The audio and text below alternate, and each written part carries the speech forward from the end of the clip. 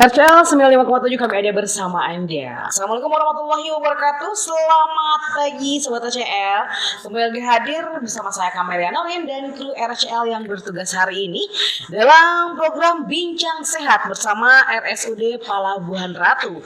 Dan kali ini kita mengangkat tema dalam rangka World Stroke Day 2023, Greater than Stroke, kenali dan kendalikan stroke.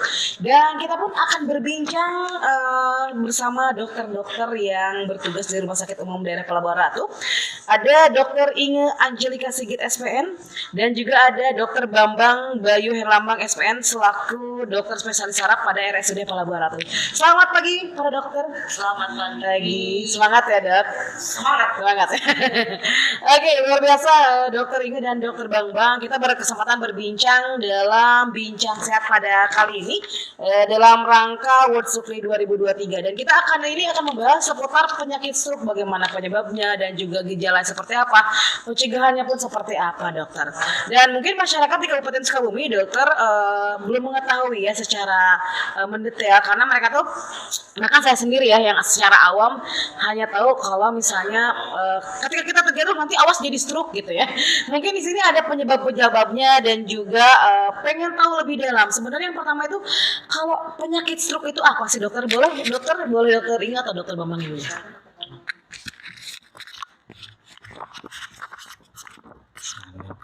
Assalamualaikum warahmatullahi wabarakatuh. Waalaikumsalam warahmatullahi wabarakatuh. Selamat pagi untuk semua.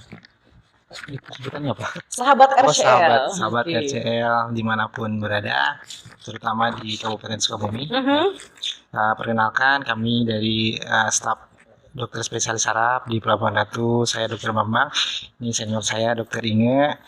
Jadi sesuai dengan tema kita, Greater than Stroke, kenali dan kendalikan stroke. Jadi tak kenal maka tak sayang ya. Betul sekali. Jadi kita harus tahu dulu apa itu stroke. Betul. Tadi yang sebagian besar seperti itu, jatuh stroke. Betul sekali. Kalau jatuh mikirnya stroke gitu. Padahal belum tentu stroke ya. Jadi stroke itu adalah suatu tanda dan gejala yang mengenai pembuluh darah otak yang terjadi secara tiba-tiba dan dia berlangsung selama 1 hari. Ya, jadi kadang-kadang ada orang bilang gejala stroke, bisa tuh kalau misalnya dia ada gejala kayak stroke nggak sampai 1 hari sembuh, itu bisa gejala stroke. Ya, alhamdulillah itu mah ya nggak jadi stroke, cuman itu udah warning tuh, hati-hati kedepannya bisa stroke beneran tuh gitu. Atau seseorang yang tiba-tiba tidak sadar dan menyebabkan kematian tanpa penyebab lain yang jelas selain kemungkinan adanya gangguan di pembuluh darah otak. Dan gejala dan tandanya yang paling sering itu biasa kita singkat dengan FAST ya. FAST. FAST. Oh, FAST. Itu. F itu face, wajah. Biasanya ingat, stroke itu pasti mendadak. Pasti mendadak. Oh, jadi stroke itu memang pasti mendadak terjadinya ya? Betul. Kalau bukan mendadak, itu belum tentu stroke. Bisa juga sih stroke juga. Cuman biasanya sih sebagian besar pasti mendadak. Yang pertama gejala di wajah tadi ya, face. Jadi tiba-tiba orang biasanya mukanya jadi mencong. Itu hati-hati. Tiba-tiba kayak mencong ke kanan dan ke kiri gitu ya? Itu bengok, kelihatannya simetris ya. Itu satu. Yang kedua, arm. Jadi ini lengan atau kaki. Biasa sebelah. Tiba-tiba sebelah menjadi lumpuh berat ya gitu. Yang ketiga, speech, bicaranya jadi berubah. Betul, suaranya jadi tiba-tiba kok rero atau jadi sengau gitu ya, hati-hati, itu stroke. Yang terakhir, T itu pas T-nya apa sih? Lupa saya. Jadi kalau yang T itu apa sih? boleh ditambahin oleh dokter ini?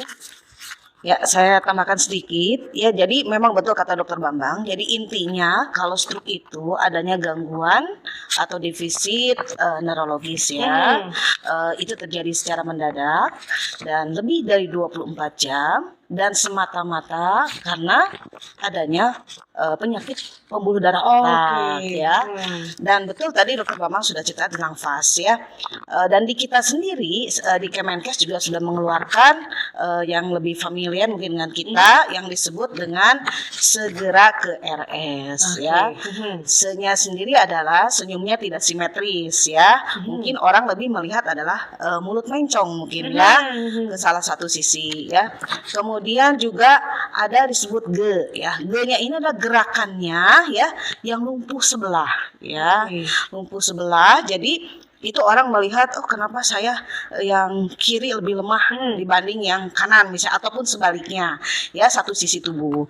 Kemudian Pak, biasanya dia bicaranya, nah bicaranya ini dia bisa velo atau rero, atau bisa jadi dia tidak bisa bicara sama sekali ya, atau dia tidak mengerti pembicaraan, bisa seperti itu ya. Kemudian K-nya apa nih? K-nya sendiri adalah kebas, baal, kesemutan sesisi tubuh ya. Kemudian kalau untuk S-nya apa? Nah ini juga kita sakit kepala hebat. Oh, jadi sakit ya? Kepala hebat yang tidak pernah dirasakan seumur hidupnya. Biasanya demikian dan secara mendadak tentunya. Kemudian bisa di situ ada gangguan koordinasi. Jadi hilang keseimbangan atau dia vertigo ya, pusing berputar. Itu merupakan bagian dari gejala stroke, termasuk di dalamnya ada rabun ya, penglihatan yang tiba-tiba menurun secara tiba-tiba. Bukan ini ya, bukan yang tidak bisa membaca atau melihat secara jarak jauh ya, tapi ini tiba-tiba ya. Soalnya saya dari kecamatan nih. Oke, berarti memang tadi ada beberapa gejalanya, termasuk dari segera ke RS itu ya. Pas ini secara internasional, kemudian di kita sendiri sudah dikeluarkan yaitu segera ke RS. Oke. Dan kalau untuk penyebab dan faktor resiko penyakit stroke itu seperti apa, dokter? Penyebab terjadinya penyakit stroke apa? Stroke itu seperti apa sih? Ya sebenarnya secara garis besar penyebab stroke itu dibagi menjadi dua sebetulnya ya. Satu memang karena adanya sumbatan aliran darah otak, makanya itu disebut dengan stroke sumbatan yang sering kita dengar, dan ini adalah paling banyak. Sumbatan ya? Betul, lebih 85% dari bagian stroke sendiri. Kemudian yang kedua adalah pecahnya pembuluh darah otak. Nah ini yang sering kita sebut dengan stroke perdarahan. Dan biasanya angka kejadian memang lebih sedikit, itu sekitar 15%. Untuk faktor resikonya mungkin nanti Dokter Bambang, antara yang bisa dimodifikasi ya Dokter Bambang dengan tidak dimodifikasi. Nah, mungkin saya menambahkan kembali, tadi sudah dijelaskan stroke itu apa, gejala tandanya apa gitu. Nah sekarang penyebab stroke-nya, jadi stroke itu sebenarnya suatu akibat ya dari ada sesuatu sebab yang tidak terkendali. Nanti yang udah disinggung sama Dokter Inga, ada dua faktor risiko pada penyakit stroke. Yang pertama yang bisa kita modifikasi, mungkin lebih mudahnya bisa kita obatin gitu ya. Yang kedua yang tidak bisa dimodifikasi, ini mah udah bawaan, jadi tidak bisa kita lakukan pengobatan lebih jauh. Jadi kalau untuk yang target utama kita, terutama yang pertama ya, faktor risiko yang bisa kita modifikasi, darah tinggi, gula darah tinggi, terus ada kolesterol tinggi, asam urat tinggi, terus penyakit kelainan jantung, kelainan pembuluh darah, atau dari kebiasaan yang kurang baik misalnya dari kurang olahraga gitu dan lain-lain. Yang kedua yang faktor risiko yang tidak bisa kita modifikasi, ya ini mah mungkin base data sih, udah kita ada penelitiannya, ternyata pada komunitas seperti ini, kelompok seperti ini, kemungkinan stroke-nya meningkat. Contohnya kejadian stroke pada orang kulit hitam katanya lebih tinggi daripada orang kulit putih. Terus pada usia yang sudah lebih dari 60, ada yang bilang 65 tahun, walaupun tanpa penyakit apapun tetap bisa beresiko menjadi stroke karena organ-organ tubuh kita kan mengalami kemundurannya. Jadi fungsi-fungsinya semua menurun, bisa mengakibatkan tadi pecah pembuluh darah atau penyumbatan gitu. Yang lainnya mungkin kelainan bawaan otak sendiri ya dokternya, ada emang bawaan lahir, jadi pembuluh darah otak kita tidak seperti orang normal yang lainnya, jadi beresiko untuk terjadinya perdarahan biasanya, pecah pembuluh darah otak gitu. Nah target utama kita yang pertama ya dokternya itu, dan kita harapkan sih nggak sampai stroke ya, jadi dicegah dari pas penyakit awalnya gitu. Kalau tensinya terkendali, gula darahnya terkendali, kolesterol dan lain-lain yang disebutkan terkendali, insya Allah nggak jadi stroke gitu. Jadi Oke, bisa berarti memang kalau stroke itu bisa dicegah ya. Nah, yang kita mesti tahu dokter ya, mungkin juga masyarakat juga kadang kita nggak tahu kan, karena tadi sih diinformasikan bahwa stroke ini adalah penyakit yang mendadak datangnya. Nah, sebelum penyakit stroke itu datang gitu ya, itu mudah-mudahan tidak terjadi ya dok ya. Nah, itu bagaimana sih upaya-upaya kita sebagai masyarakat yang awam terutama ya dok ya, karena kan cara untuk kedokteran mungkin untuk mencegah atau menangani beda dengan kita masyarakat awam yang nggak tahu sama sekali harus seperti apa. Nah dok, mungkin untuk pencegahannya seperti apa sih dok agar kita misalnya terhindar dari gejala-gejala atau penyakit stroke ke depannya dokter? Ya, terima kasih. Pada prinsipnya sama ya. Untuk pencegahan primer dengan pencegahan sekunder. Cuma ada sedikit perbedaan dalam obat-obatan mungkin ya.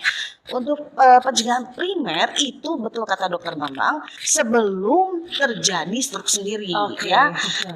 Baik itu orang yang memang sudah punya faktor risiko, ya misalnya tadi disebutkan darah tinggi, kencing maning, asam urat, kolesterol, ya, kemudian kelainan pembuluh darah dan yang lainnya itu bisa dikendalikan, artinya dikontrol.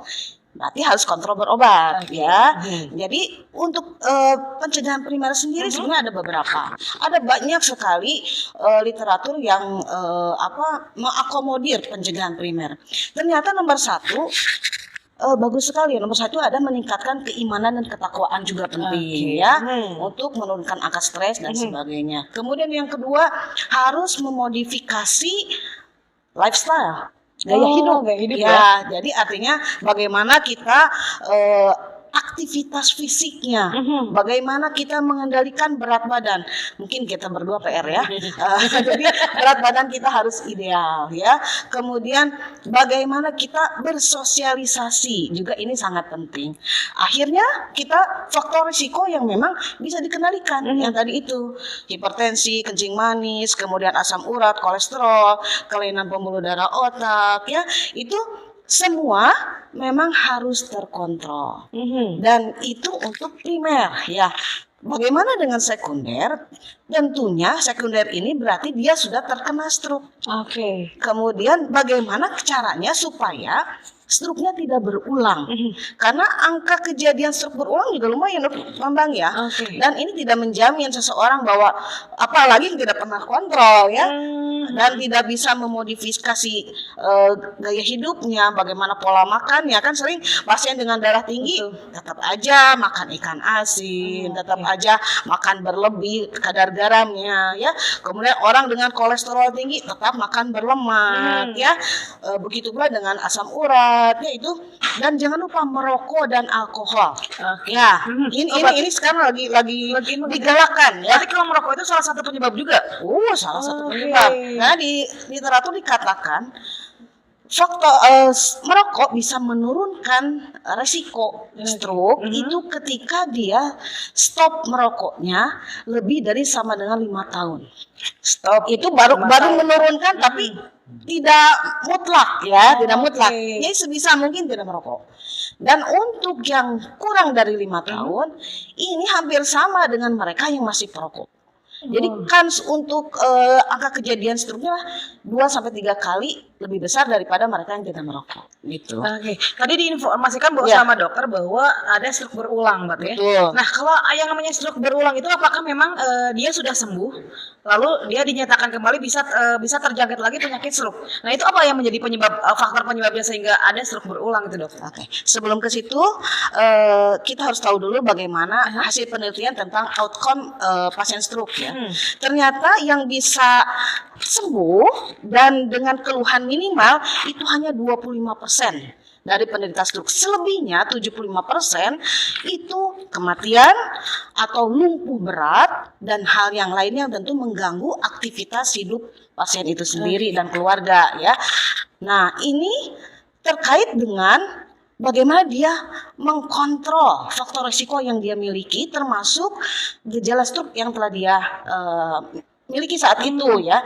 Jadi kontrol untuk penyakit stroke-nya sendiri itu harus teratur dan kendalikan faktor risiko yang dia miliki. Sama dengan yang tadi.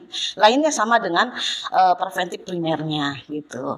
Jadi dukungan keluarga ini sangat besar ya. Itu peranannya sangat besar dukungan keluarga. Jadi faktor lingkungan juga mempengaruhi ya dok ya. Berarti ini kalau misalnya kita yang punya banyak pikiran gitu ya, apalagi mikirin yang nggak penting gitu ya dok ya, apa itu menjadi juga salah satu faktor yang paling ringan lah. Mungkin kan sekarang banyak sekali, terutama anak-anak muda ya, yang overthinking gitu ya, berpikiran yang belum terjadi gitu, negatif thinking lah banyaknya. Apakah itu juga lama-lama bisa mempengaruhi kekebalan tubuh kita gitu, jadi nantinya punya penyakit stroke dok? Apa gimana dok? Boleh? Mungkin secara tidak langsung bisa, Oke. tapi kalau secara langsung sebagai faktor risiko penyebab stroke tidak sih sebenarnya. Jadi misalnya tadi banyak pikiran, orangnya cenderung stres dan lain-lain, langsung jadi stroke sebenarnya tidak. Cuman kan itu secara nggak langsung pasti bisa menyebabkan stres, susah tidur jadi tidurnya kurang, nanti bisa pengaruh ke tensi juga ya teh ya, tensinya meningkat gitu, malas olahraga jadinya, terus ujung-ujungnya ada yang jadi pola makannya jadi makan kemana-mana, jadi lingkaran setan sih bisa juga masuk ke dalam situ. Jadi tapi tidak secara langsung, cuman betul itu salah satu faktor yang harus kita jaga ya, itu mah sangat pengaruh ke penyakit apapun ya teorinya gitu. Kalau di dalam tubuh yang sehat terdapat jiwa yang kuat. Jadi memang jiwa raganya harus sehat ya, Betul, biar terhindar dari penyakit. Oke. Dan dokter mungkin ini jadi menarik sekali, terutama ini anak-anak muda. Karena kita ada yang bertanya dok, karena kemarin kita sudah sosialisasikan bahwa kita ada bincang sehat bersama dokter-dokter spesialis saraf. Ini ada 3 pertanyaan. Boleh dok ya, nanti langsung dijawab ya dok. Yang pertama ini, tanya dong dok gitu. Cuma kita nggak tahu ini namanya dari siapa ya. Yang pertama, kelebihan berolahraga atau kurang olahraga bisakah menjadi penyebab stroke dok? Oh tadi kan kurang olahraga ya. Nah katanya ini kalau kelebihan atau kekurangan olahraga apakah menjadi penyebab stroke? Mungkin kan kalau orang kelebihan olahraga kayaknya kan capek gitu dok. Itu seperti apa dok? Boleh? Ini pasti yang bertanya usia muda ya. Usia muda. Ya jadi gini, untuk usia muda ya seiring dengan waktu sekarang ini mengalami peningkatan ya Bambang ya. Dan itu biasanya karena jantung ya. Oh, Jadi jantung untuk mempengaruhi dokter. sangat. Jadi kita harus kendalikan jantungnya karena paling banyak itu untuk jantung adalah gangguan irama. Ya, gangguan irama, kemudian ada penyumbatan di jantungnya. Nah, itu untuk usia muda paling sering karena jantung ya. Terkait dengan olahraga tentu semuanya ini pun harus terkontrol ya, tidak berlebihan. Makanya kenapa pada ahli olahraga tuh terapis juga menganjurkan misalnya periksa nadinya. Kalau misalnya ini sudah melebihi itu turunkan ya, atau misalnya ini belum maksimal naikkan. Tetapi sekali lagi ini harus disesuaikan dengan kondisi kita. Apa olahraganya? Yang disarankan sebenarnya olahraganya itu adalah yang ringan dan sedang ya, untuk prevensi stroke ini ya. Apakah itu jalan, apakah itu berenang, apakah itu melakukan sepeda ya, atau yang senang yoga juga nggak masalah ya. Yoga juga bisa. Yoga, kemudian yang senang tai chi nggak masalah. Itu termasuk yang dianjurkan ya. Tapi bagaimana aturannya, di literatur dikatakan bahwa baiknya dilakukan seminggu itu 5 hari ya, dengan frekuensi waktunya itu adalah lama interval waktunya 30 menit ya, Untuk berolahraga ya. betul. Dan itu dilaksanakan secara rutin, bukan misalnya seminggu kemudian sekali 3 jam olahraga ya. Nah itu juga secara ini untuk pembuluh darah juga kurang baik. Jadi memang harusnya secara kontinu. Oh, berarti memang satu hari itu paling maksimal 30 menit olahraga ringan ya. Ada yang mengatakan 30 menit, ada yang mengatakan 45 menit. Tapi sekali lagi itu tergantung individunya. Ketika orang yang baru berolahraga, jangan dipaksakan tiba-tiba 30 menit. Mampunya 10 menit, tetapi kontinu. Kemudian kita nanti, saya sudah kuat, saya sudah siap, naikkan lagi 20 menit. Sampai akhirnya tercapai 30 menit, 45 menit. Oke, berarti kalau untuk jalan kaki aja itu bisa jadi olahraga. Bisa, tapi jalan kakinya bukan begini. Saya ketemu dokter Bambang nih jalan kaki. Berhenti, ngegosip dulu, gimana dulu, itu nggak termasuk. Apalagi bisa dia makan bakso dulu nggak? Jangan, nggak bisa itu. Karena banyak pasien yang sering bilang, dok kan saya jalan dok ke sekolah, dok saya kan jalan nih ke kantor. Ntar dulu, jalannya bagaimana? Jalan pendek terus cepet, atau memang dia continue dengan kecepatan sekian gitu. Jadi bukan berarti seperti itu nggak baik juga buat jantung tiba-tiba kita langsung memaksimalkan, enggak. Kita justru di situ harus konsistennya. Ya, konsistennya baik dari segi langkah juga waktunya. Jadi bukan ada yang bilang, dok saya ini naik turun gunung, bukan begitu juga gitu ya, bukan memang yang ekstrim juga. Ya, yang disarankan sih seperti itu. Oke, berarti memang olahraga itu bisa salah satunya bisa mencegah ya, salah satunya bisa mencegah agar kita terhindar dari penyakit stroke. Terutama ini juga banyak anak muda yang bertanya, dok, katanya apakah stroke ini bisa terjadi pada anak muda? Karena kita tahu stroke itu selalu menyerangnya usia lanjut ya, dok ya. Nah, apakah anak muda juga bisa terserang, dokter? Itu tadi udah disinggung sama dokter ini ya. Jadi sebenarnya dulu itu stroke identiknya dengan penyakit kemunduran usia lanjut ya. Kita sebut penyakit degeneratif itu karena usia udah lanjut, tensi meningkat dan lain-lain. Tapi ternyata apapun ya dok ya, penyakit apapun sekarang udah bergeser. Jadi usianya semakin maju gitu karena emang pola makan kita yang tidak bagus, pola hidup dan lain-lainnya. Jadi apakah stroke bisa menyerang pada usia muda? Sangat bisa gitu. Kalau yang faktor yang kedua tadi disebutkan faktor resiko yang tidak bisa dimodifikasi, ya itu memang bawaan dari lahir ya. Dari bawaan juga faktor stroke ya. Jadi dari awal sebenarnya dia dilahirkan dengan kondisi struktur pembuluh yang tidak normal.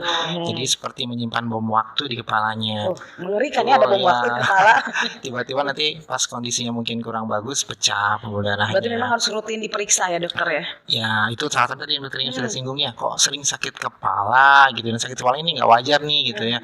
Nah itu mungkin ada indikasi jangan-jangan ada kelainan di pembuluh darah otaknya gitu.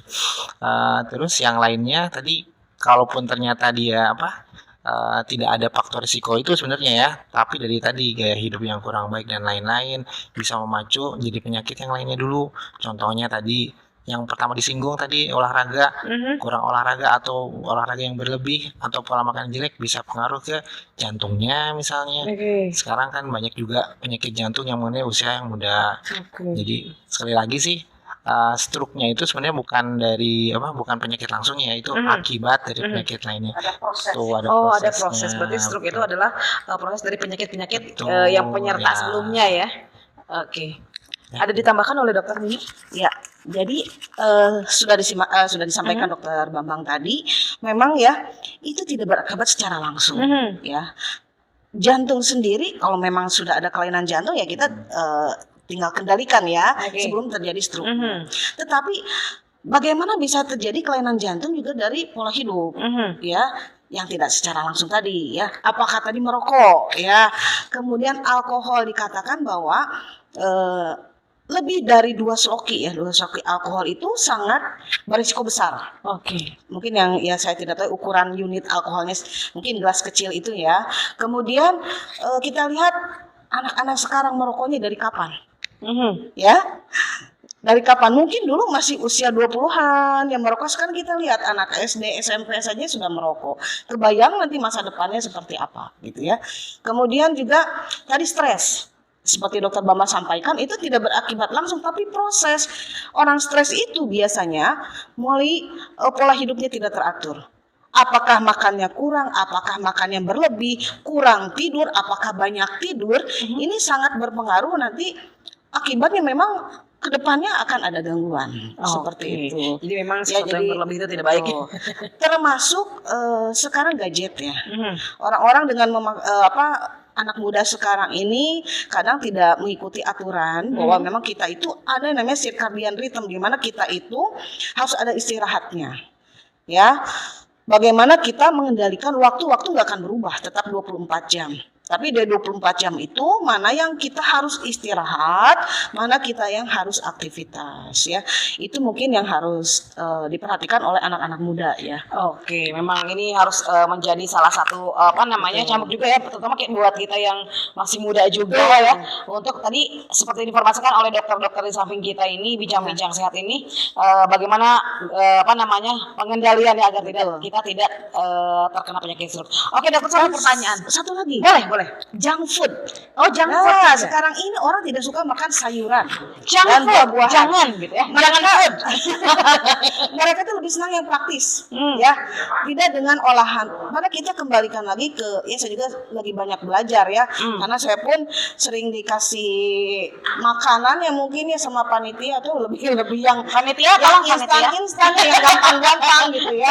Mungkin nanti diperbanyak sayurannya, buahnya ya. Jadi itu juga edukasi sebenarnya, Oke. edukasi untuk kita ya. Apalagi kita kan sudah agak-agak menjelang dewasa tua ya. Oke, betul. Pola hidup sehat lah intinya dokter ya. Oke, dokter, satu pertanyaan terakhir sebelum kita mengakhiri kebersamaan kita, dokter. Pesan dan untuk masyarakat, terutama untuk masyarakat Kabupaten Sukabumi, dok, agar terhindar dari penyakit stroke, dan juga ajakan untuk masyarakat terkait dengan penanganan stroke yang ada di RSUD Palabuhan Ratu. Nah, seperti yang sudah disinggung dari awal, Mhm. ya kita tekankan lagi, stroke ini adalah suatu akibat. Oke. Ya, jadi walaupun dia mendadak, dia bukan penyakit tersendiri gitu. Jadi dia ada faktor penyebab di belakangnya. Itu sangat bisa kita cegah ya. Jadi diimbau kepada semua sahabat RCL ya. Kita harapkan bisa, intinya mah pola hidup sehat ya Teh.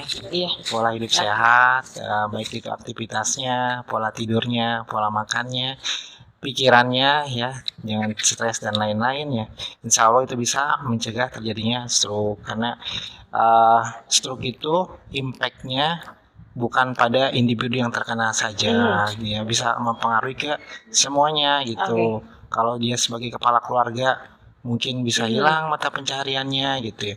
Kalau yang masih muda, kebayang ke depannya, masa depannya yang bisa hilang ya gitu. Pada yang merawat juga. Iya betul, faktornya banyak sekali itu ya. Jadi sebisa mungkin ya jangan sakit yang kulit mah ya, semuanya ini mah buat semuanya. Untuk sekarang sih yang kita tekankan ke stroke-nya. Jadi dengan pola hidup sehat, insya Allah stroke bisa dicegah gitu. Yang tadi udah disebutkan oleh Dokter Inge ya tadi, data-data tadi kayak misalnya yang bisa menyebabkan stroke alkohol lebih dari 2 sloki gitu. Tapi bukan berarti saya 1 sloki aja. Bukan seperti itu ya gitu. Merokok tadi berapa batang? Saya mau sebatang ini aman gitu. Jadi tidak gitu. Jadi diharapkan yang jelas-jelas seperti ini mah dihindari ya. Intinya sih pola hidup sehat, pola makan, terus tidur, stres dan lain-lain. Mungkin bisa ditambahkan sama Ya mungkin itu untuk pesan ke masyarakat ya. Dan kita pun sangat bersyukur ya sekarang pemerintah ini melakukan prioritas dalam penata laksanaan kesehatan, termasuk salah satunya penyakit stroke. Dan ini sedang digalakkan, memang bertahap. Mudah-mudahan nanti ke Pelabuhan Ratu juga ada ya. Memang saat ini adalah di bagian kota-kota besar dulu ya. Nanti akan bertahap ke seperti kita lah di daerah ya, di mana penanganan stroke ini haruslah bersifat integral ya, terintegrasi. Jadi tidak hanya melibatkan rumah sakit saja, tetapi bagaimana prahospitalnya sebelum ke rumah sakit, bagaimana di rumah sakit, dan bagaimana setelah keluar dari rumah sakit, di mana peranan semua orang ada di sini. Prahospital tentunya adalah PPK 1 ya. Bagaimana terjadi preventif itu, bagaimana promosi kesehatannya ya. Bagaimana kader, bagaimana pemegang kebijakan itu mengatur semua ini sangat berperan penting karena kaitannya juga dengan biaya dan fasilitas yang harus disediakan di hospital, di rumah sakit. Dan bagaimana setelah keluar dari rumah sakit, tentunya kan tiap orang berbeda. Individu penderita stroke ini berbeda. Ada yang memang dia ringan, ada yang tambah berat, ada yang memang dia dalam proses pemulihan. Dan ini tergantung gejalanya juga. Dan ini memang butuh dukungan dari pihak-pihak terkait, bukan hanya keluarga. Misalnya orangnya yang dengan kelumpuhan, ya, anggota gerak. Apakah fisioterapisnya memungkinkan nggak? Misalnya yang bisa nanti kita kondisikan. Apakah memang hanya di rumah sakit atau memang ada yang bisa dilakukan untuk latihan di rumah ya. Kemudian terapi wicara kan itu juga banyak ya. Jadi banyak hal yang memang sekarang lagi digalakkan oleh pemerintah dan kita dukung kebijakan-kebibijakan ini. Oke, sekali lagi terima kasih dokter. Sebenarnya kita masih seru lah bincang-bincang kita ya. Nanti kita bakalan terusin lagi ya terkait dengan penyakit stroke ataupun juga penyakit saraf yang lainnya. Karena sekarang yang pasti yang paling banyak dicari itu dokter spesialis saraf. Oke, sekali lagi terima kasih dokter Inge Angelia Sigit SPN dan juga dokter Bambang Bayu Herlambang SPN selaku dokter spesialis saraf pada RSUD Palabuhan Ratu. Sahabat KCL, terima kasih kebersamaannya di Bincang Sehat bersama RSUD Palabuhan Ratu, Kamelia Norin dan kru yang bertugas. Terima kasih. Assalamualaikum warahmatullahi wabarakatuh.